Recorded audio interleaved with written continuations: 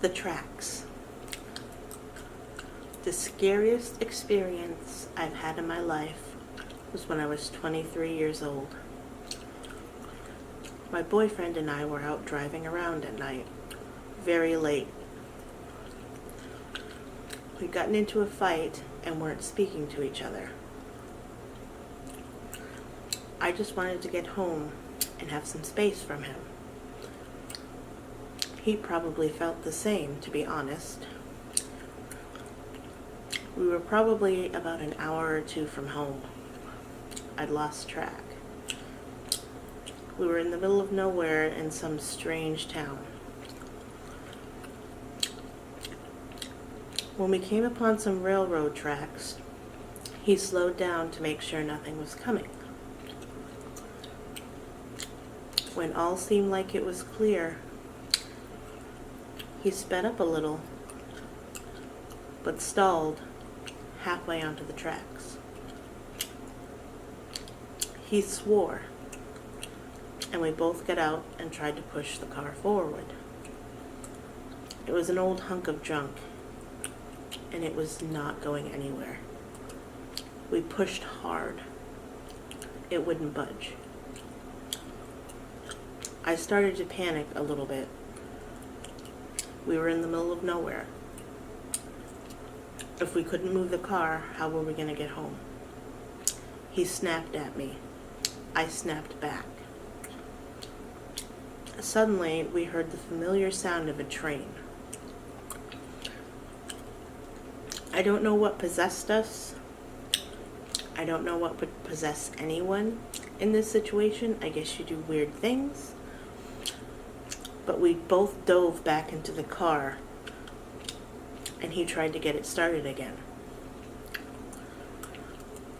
He'd turn the key, and it would rev a little, but it would not start. We could see the train coming. I started to cry. I was terrified. If we sat in the car, we'd be killed.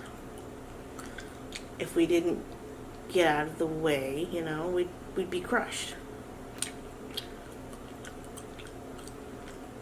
And if we didn't get the car moved again, we'd have no way to get home.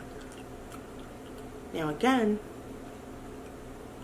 thinking back on it, we probably could have found a way to get home.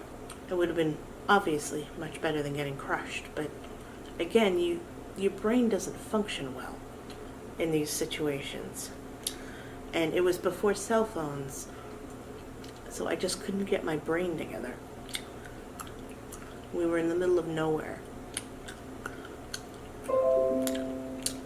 He tried over and over to get it to start, but it wouldn't. The train was coming, and there was no stopping it. We ditched the car and waited for it to be demolished. We both covered our eyes and waited for the crushing sound. The train beeped and howled, but we heard no crash and no crush. We opened our eyes, and the car was on the other side of the tracks. We ran over and looked at the car. We couldn't believe it. We both got in, shaking. He started the car, and it worked. We drove in a long silence that night on the way home. The following day, my boyfriend called me up.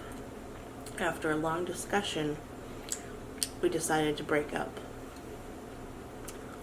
He also told me that when he brought the car into the sunlight that morning, he noticed dozens of little handprints all over the trunk.